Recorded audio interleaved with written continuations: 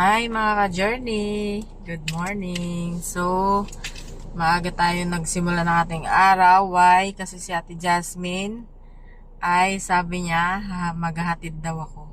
And then, pagdating sa school, wala pala silang pasok. So, stay tuned lang kayo mga ka-journey at may nasikaso tayong iba. Kaya hindi pa tayo nakaka-uwi. Update ko na lang kayo sa karugtong ng ating video. Diba, Ate Jasmine? How are you? Good. Alright.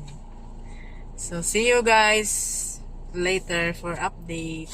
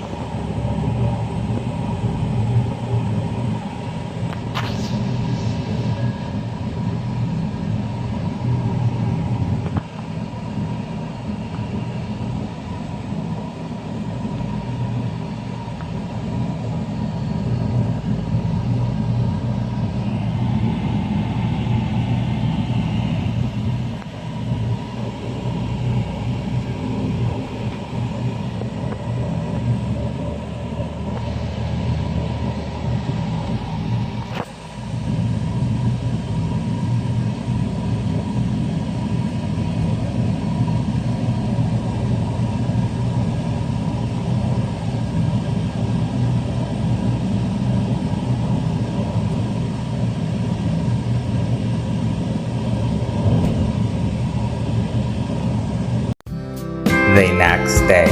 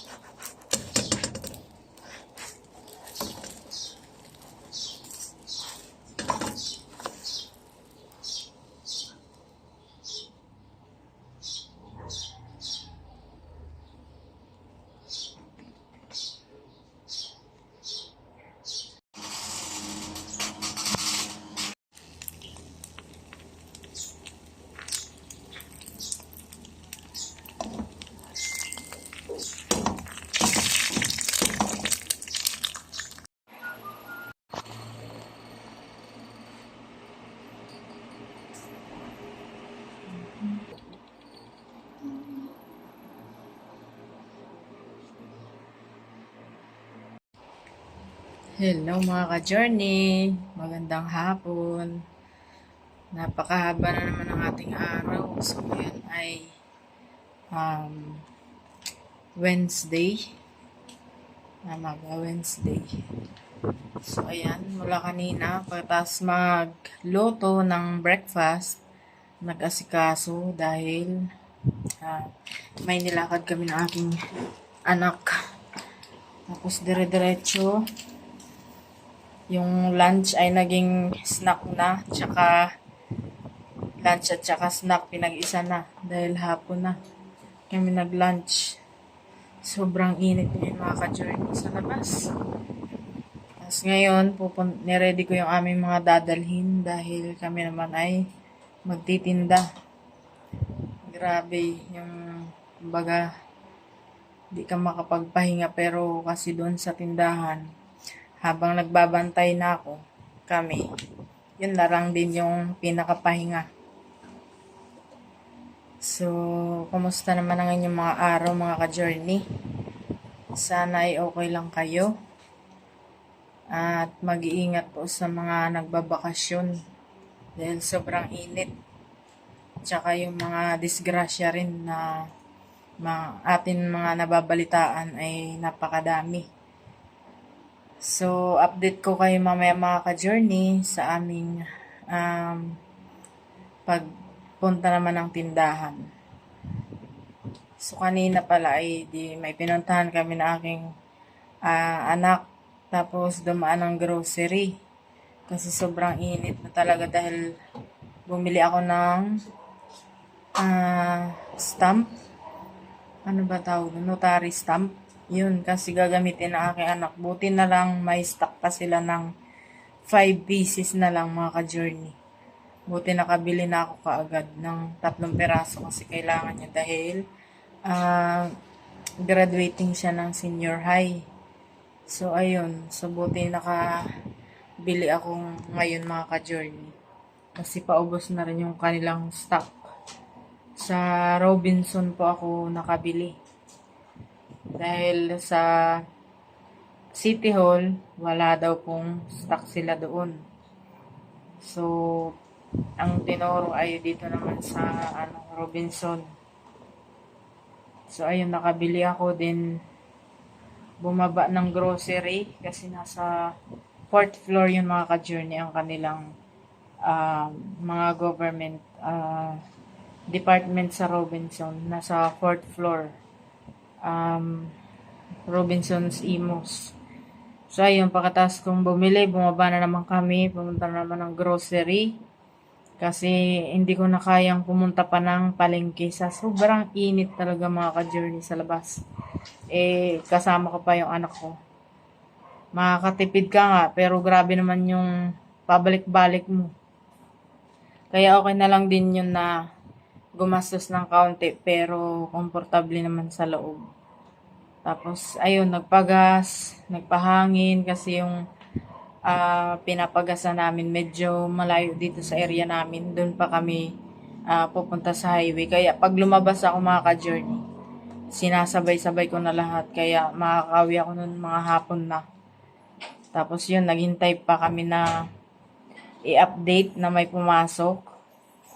Aywan ko lang mga ka-journey sa inyo ha, yung may mga anak na nandito sa Pilipinas. Comment down below po na yung bangko nyo po ba kahit na may fund or laman, hindi kayo re-release ng pera ng bangko nyo.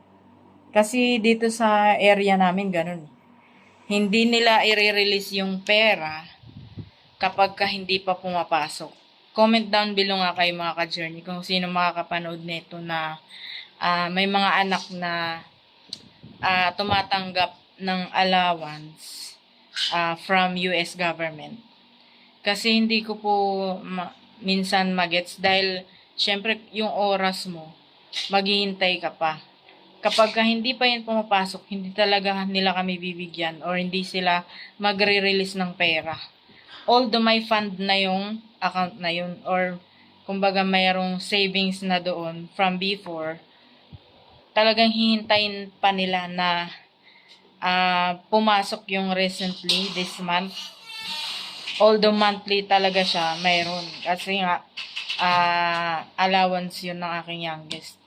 So, pa-comment down below mga ka-journey kung ganun din ang situation nyo sa akin. Kasi, hindi ko talaga magets minsan kung bakit ganun sila. So, ayun, kailangan pa namin maghintay. Kahit na maaga kami makarating ng bangko, ganun pa rin ang process. Kailangan maghintay pa kami. So, ayun, naghintay kami mga 2 hours siguro mga ka-journey. So, pa-comment down below ako mga ka-journey if same tayo ng pinagdadaanan lagi, monthly. And then, yun lang mga ka-journey. Update ko kayo mamaya doon sa tindahan sa amin. pag nakarating na kami dun sa tindahan. So yan lang mga ka-journey. I hope you are enjoying watching our vlog, our videos at may natututunan po kayo kasi alam niyo mga ka-journey, napakahirap maging content creator. Dahil mag-iisip ka kung ano yung i-content mo. Ayoko naman ng upload ako ng upload na wala namang natututunan ng aking mga viewers. Gusto ko may matututunan ng aking mga viewers, ang ating subscribers, sa panonood sa atin. Madali lang mag-upload mag-upload mga ka-journey. Pero yun nga, I suggest na sa akin lang na ayokong upload ng kung ano-anong video. Gusto ko mayroong mga natututunan ang aking mga followers at ang ating mga viewers. Kaya ako nag-vlog. So, ayun mga ka-journey. So, see you later mga ka-journey.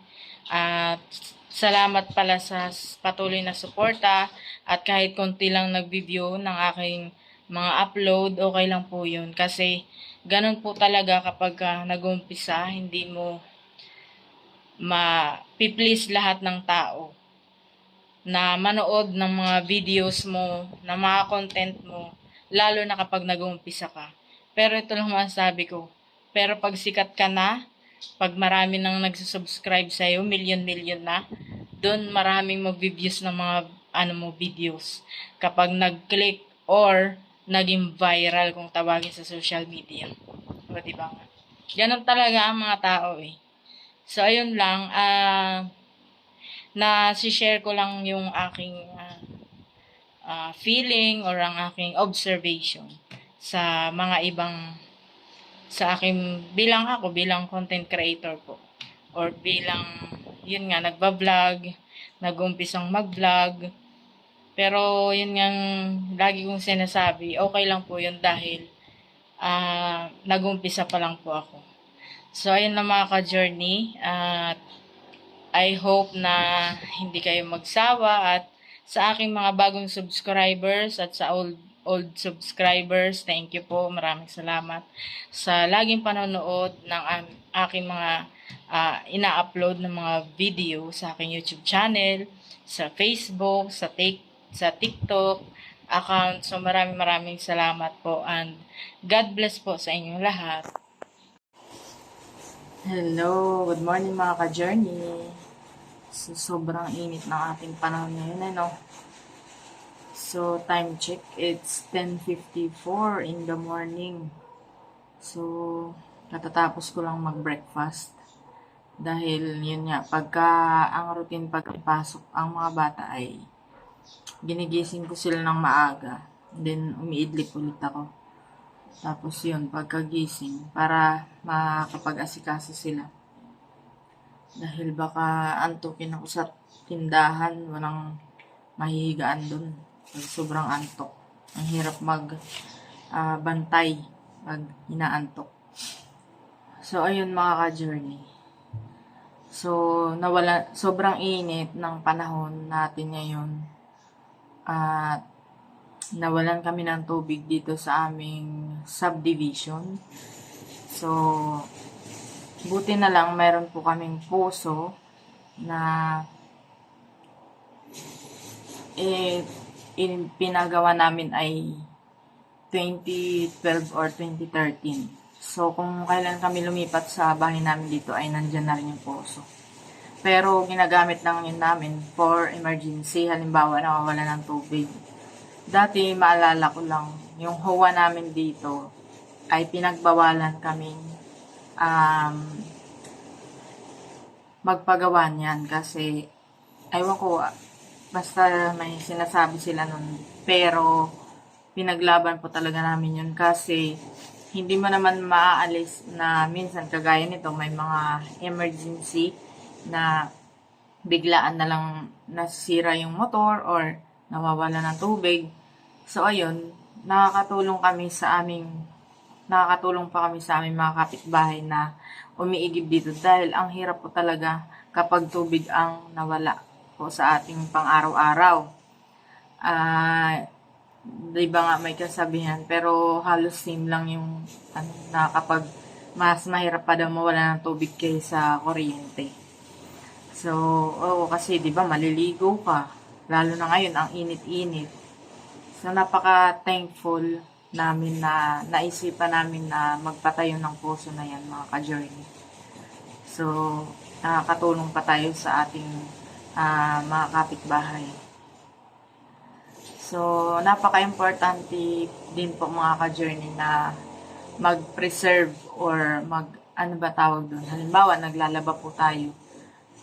Mag-ano tayo ng tubig para instead na itatapon lang natin, pahalaga natin yung bawat tulo ng tubig kasi napakahirap po talagang mawalan.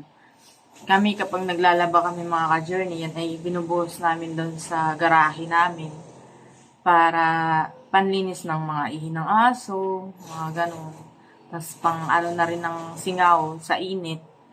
So, ayun yung ginagawa namin para hindi siya totally tatapon mo lang. Minsan, binabrush sa aming garahe.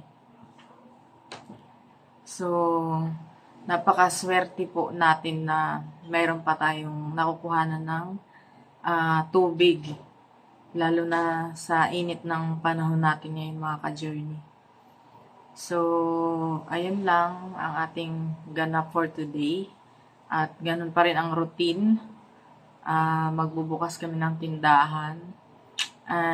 Baka magpakarwash ako ng sasakyan mga ka-journey bago kami pumunta ng tindahan. At para makapag tinda tayo ng madami, di ba mga ka-journey? Kasi ilang araw kaming sarado ng sunod-sunod dahil may inisikaso po ako. Sa aking anak naman na lalaki. So, siguro magbibigay ako ng update sa ibang vlog natin kung tungkol saan ang aking inaskaso. At salamat sa suporta po ninyo mga ka-journey. So, ayun, ano po tayo ng tubig. Ano ba tawag dun? May term dun mga ka-journey. Hindi ko lang masabi. O magtipid. Yun, magtipid at instead na itapon, ipanlinis pa sa ibang bagay hanggat pwede pa pong ilinis. Kasi sa panahon natin ngayon sobrang init. Mahalaga ang tubig sa ating pang-araw-araw. So, ayun lang mga ka-journey. Update ko kayo mamaya ulit sa ating mga ganap-ganap. Bye! Mga ka-journey, nagawa ng gulaman ng aking asawa.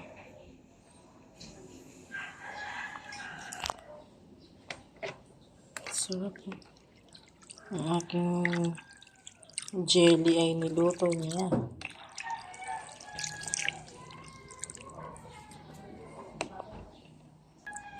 Nilagyan niya pa mga ka-journey ng kaong. Ayan.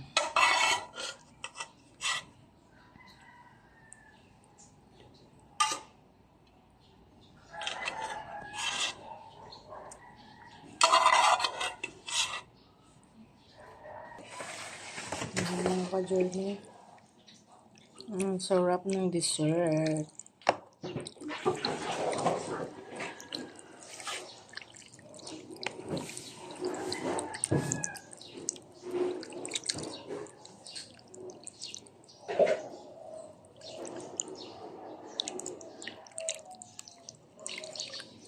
Nilagyan pa yan ng condense.